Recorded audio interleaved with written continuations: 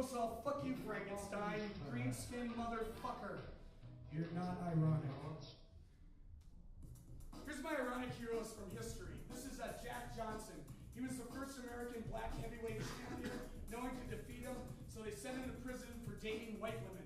This is Chet Baker. He's known for his rendition of My Funny Valentine. He got all his teeth knocked out in a drug deal, and he couldn't play the trumpet anymore. This is Nikolai Tesla. He invented the world's first electric car, spent the last 10 years of his life living in a hotel, feeding the pigeons every day. Which brings us to William Topaz McGonagall. William Topaz McGonagall, 1823 to 1902. Now the reason I have an affinity for William Topaz McGonagall, he is known for being the worst poet in Scottish history. What they said about McGonagall back in the day was he was so giftedly bad, he unwittingly backed into genius. And the only time he made money during his entire career was last year of his life. He would perform at the circus and encourage people to pelt him with eggs and herring. And as a comedian, if I lived back in his day, I think the first thing I'd ask him is, who books that gig? But no, I have empathy for him because I come to these festivals and I always play crowds about roughly this size. Really nice people, but very small. And I just come here to put on kind of a weird show, throw out some ideas. I'm not after like a TV show or anything like that. And occasionally you get like kind of soulless agents come in and they ask you things like, what's your 5-year plan? Where do you see your career in 5 years? What's your 5-year plan? Where's your career going to be in 5 years? What are you going to be doing in 5 years?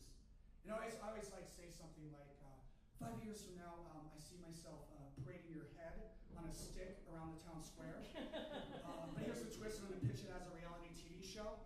And usually they like that answer because they get 15% in a producer cut. So. But I always think of like the old joke of the guy who's shoveling up shit at the elephant shit at the circus, year after year. And people ask him, why do you keep doing it? And I have the exact same answer. What do you mean, give up show business? Za za za! Za za za za! But actually, I researched the poems of William Topaz McGonagall at the Scottish Historical Society. I'd like to do his most famous poem for you here tonight. His most famous poem is all about the delicious and refreshing drink Just Chase. William Topaz McGonagall, 1823-1902. His poem is simply called Just Juice, Just Juice. Do you contain any World War II issue bayonets or machetes? Hope you enjoy it.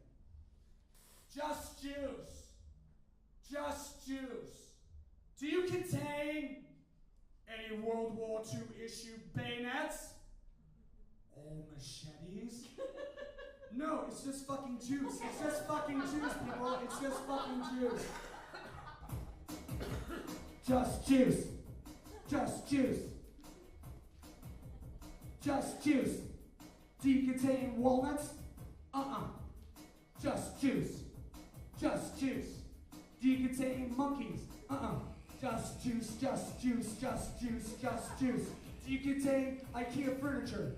Oh, that stuff's really crappy. But no, you don't contain IKEA furniture. Do you contain a copy of Henry David Thoreau's Walden Pond?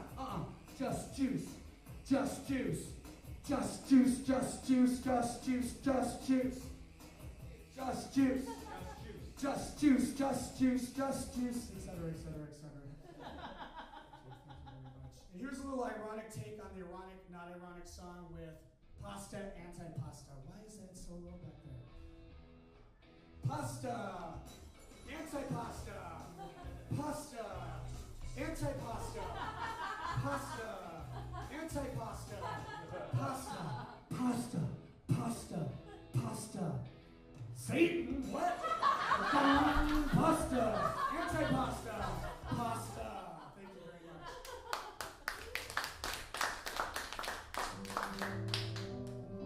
But I don't want to come across like I'm a cynical bastard at all, because there is a lot of things that I really like in life. And here's a few things that I like in life. Things I like by Harmon. I like donuts and vaginas. And being shown pictures of each and having to decide which is which. I like Albert Einstein. He was such a genius, he'd absentmindedly walk around without pants, which gives me faith that I'm one step away from being a genius, because tonight I left my flat with my sister. like soup. It's simply delicious. No need for further explanation. I like skinny dipping at swinging parties. But usually that's my side of the story. If you ask anyone else there, they pretty much would say there's a drunk naked man in our sink when the police get here. I like midgets running. They make me happy. I don't like midgets running with a boner. They make me unhappy. I like this man playing guitar. I found him on YouTube, and at the time, he had only a sad 80 page views. Now, he's performing alongside the great Harmon at the world's largest art festival in Scotland.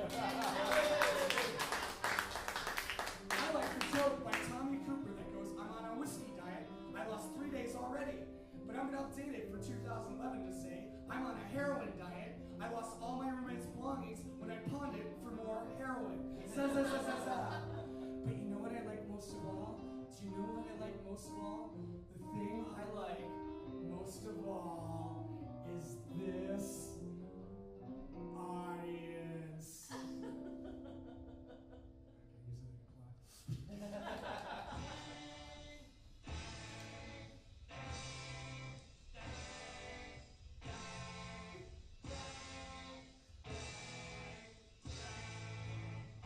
This song is really ironic. It's by The Who.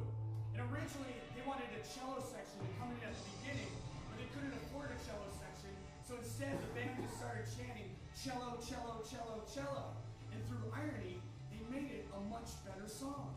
But I think the grand irony of life is that we crave solitude. We want people in our lives for like those lonely moments, like Valentine's Day, which is such a great holiday if you're in love, or makes you masturbate bitterly with a barrel of a gun in your mouth if you're not, metaphorically speaking, of course. But in the insect world, the queen bee will actually bite off the head of the male after sex and feed it to her babies. And when my ex-girlfriend broke up with me, all I could think of is, well, at least he's got somebody. Conversely, in the animal kingdom, a bear has the ability to go down on himself, so it all equals out. But I think the irony is that we break up with people, and they break up with us, and that's kind of the great equilibrium.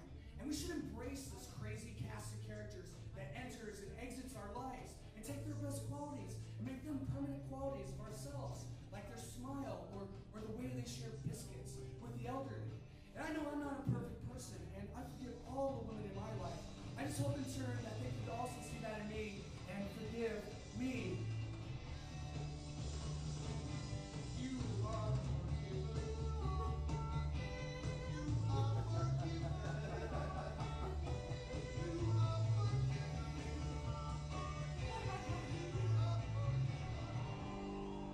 But most of all, whatever is your metaphorical Frankenstein's pub, you should always keep it ironic instead of not ironic.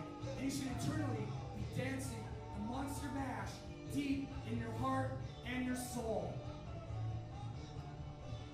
You're all forgiven.